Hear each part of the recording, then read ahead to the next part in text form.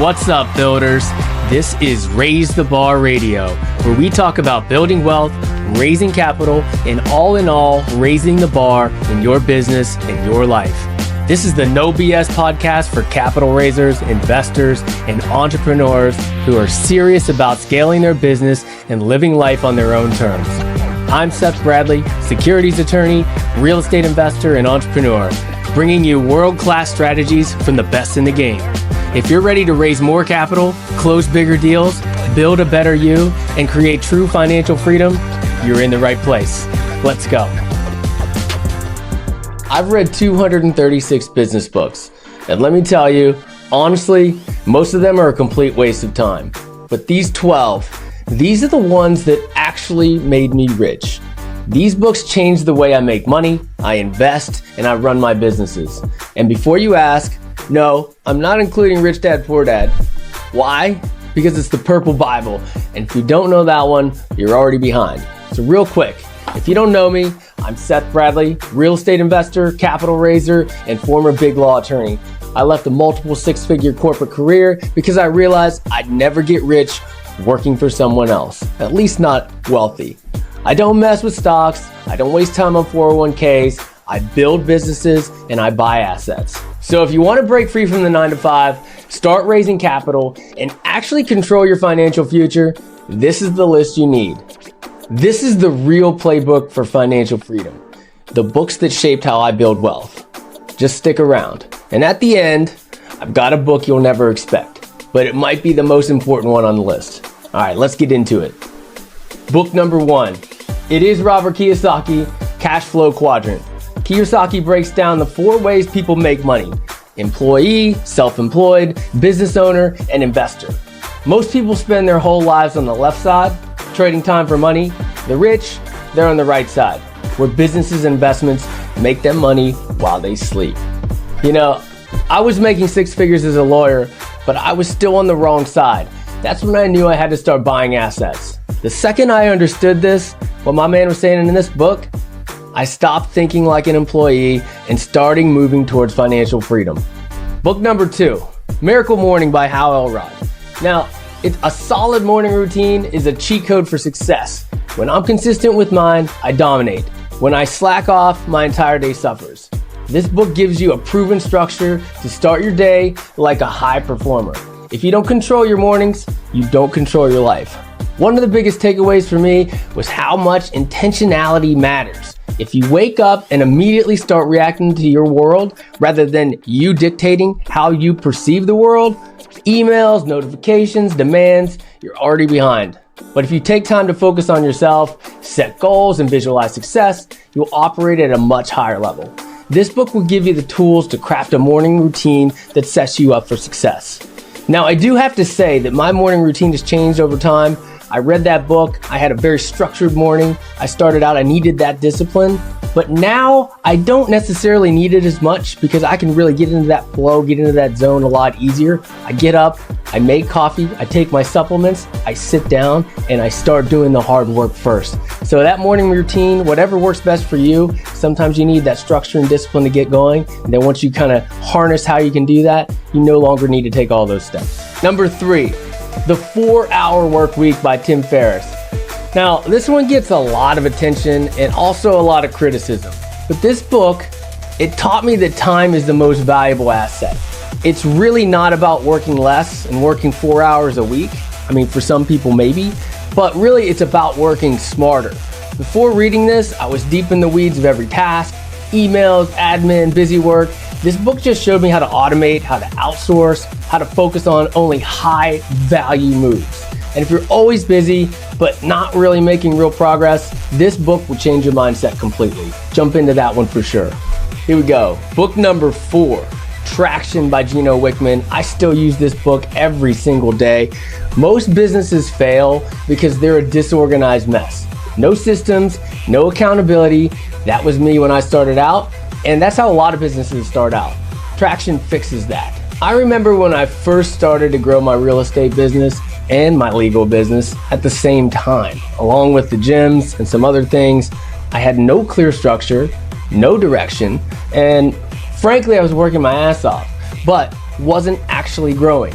This book showed me how to implement the entrepreneurial operating system, EOS, and you can adopt the name for yourself, like Ray's Law Operating System for me, which is just a fancy way of saying, here's how to actually run a business that doesn't depend on you doing everything yourself. If you're stuck in the weeds, this book is absolutely mandatory. Book number 5, The 7 Habits of Highly Effective People by Stephen Covey. Success isn't luck, it's built on habits. And this book lays them all out. The biggest game changer for me, be proactive and focus on what you can control, not what you can't. Most people react to life and they wait for things to happen to them and to complain about them. But wealthy people, we make things happen. This book helped me move from being reactive to strategic. If you feel like life is happening to you instead of for you, this book will completely change your mindset. Be sure to pick that one up, read it every single year. Book number 6, The E-Myth Revisited by Michael Gerber.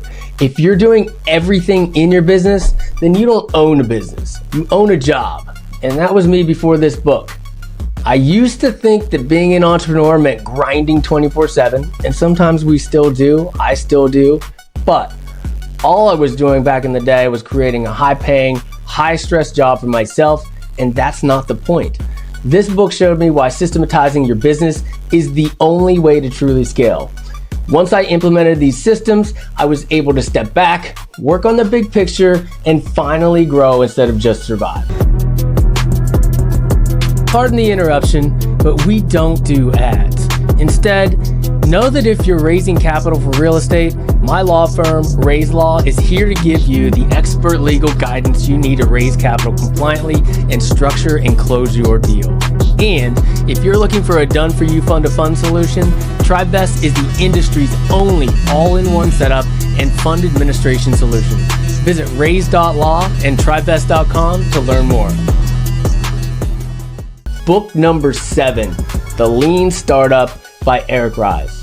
Most people wait way too long to launch. They overthink, they overplan, they never execute. This book teaches you the exact opposite. Launch first, improve later. I wasted so much time, like many of us, early on, just trying to perfect things before putting them out there. This book changed how I approach every single business. Now I focus on launching fast, testing, and adapting. If I'd read this earlier, I would have saved years, maybe decades.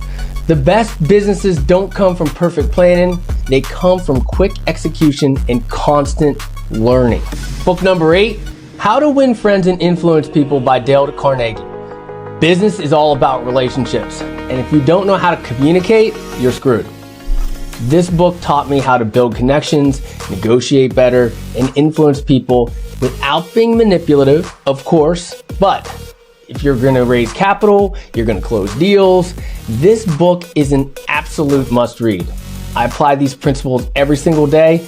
They're simple in concept, but they're harder to execute consistently.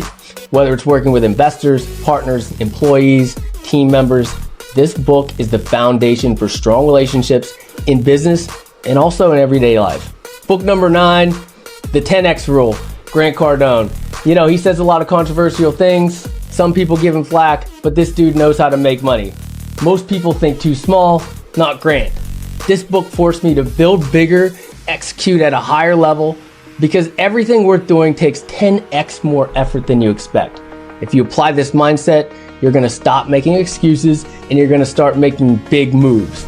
The most powerful lesson here to me, average actions, they lead to average results. If you want to dominate in business and in life, you have to push way far beyond what's reasonable. That's what separates high performers like us from everyone else. If you want success, this book will force you to raise your standards. Always do 10x more, aim 10x higher. All right, book number 10, Who Not How, Dan Sullivan. This one's incredible. Successful people don't ask, how do I do this? They ask, who can do this for me? Who can help me with this? This mindset shift completely changed how I run my businesses. Instead of wasting time learning everything myself, I hire experts, I ask for help, and I let them execute at a higher level. Before this book, I was stuck in the mindset of trying to figure out everything myself. Once I embraced the who, not how principle, I stopped being the bottleneck in my own businesses.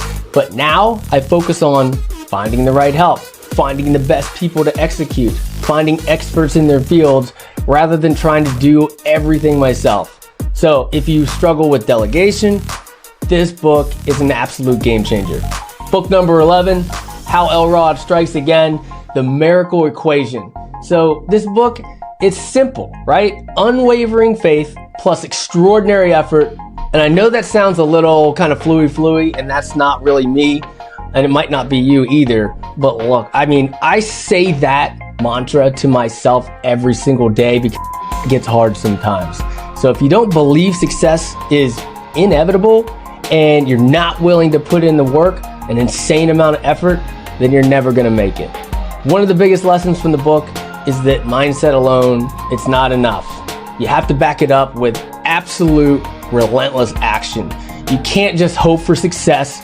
You have to put in the work consistently every single day, no matter what, no matter how you feel, no matter what's going on, no matter what obstacles arise. This book will shift your perspective on commitment and perseverance. Remember that saying. Preach it to yourself every day when shit gets hard. All right, book number 12. I told you it would be a surprise on the list. I don't think this makes anyone's list for a business book, but number 12, The 5 Love Languages by Gary Chapman. You've all heard of it, but let me explain. A relationship book? Sure. But business is all about relationships. If you don't know how to connect with people, you're never going to succeed at a high level. This book taught me that people communicate and they receive value in different ways. Whether it's clients, it's partners, it's employees, knowing how someone feels appreciated will change how you do in your business and how successful you ultimately are. For example, some people value words of affirmation while others need tangible recognition. Once I started applying these principles in business and you keep it in your head for all conversations, I became a better leader, a better negotiator, and a better connector. If you want to improve your ability to work with people, which you will, this book will give you an edge. A relationship book? Yes, but business is all about relationships. Remember that. If you don't know how to connect with people, you'll never succeed at a high level. All right, there you go, folks. The 12 business books you need to succeed in business and honestly in life generally. Read those 12, put them on repeat, read them every single year. Which book hit you the hardest? Drop a comment below. I want to know which one resonated with you the most. If you found this valuable, hit that like button or subscribe, whatever you're watching this on, and share it with someone who needs it.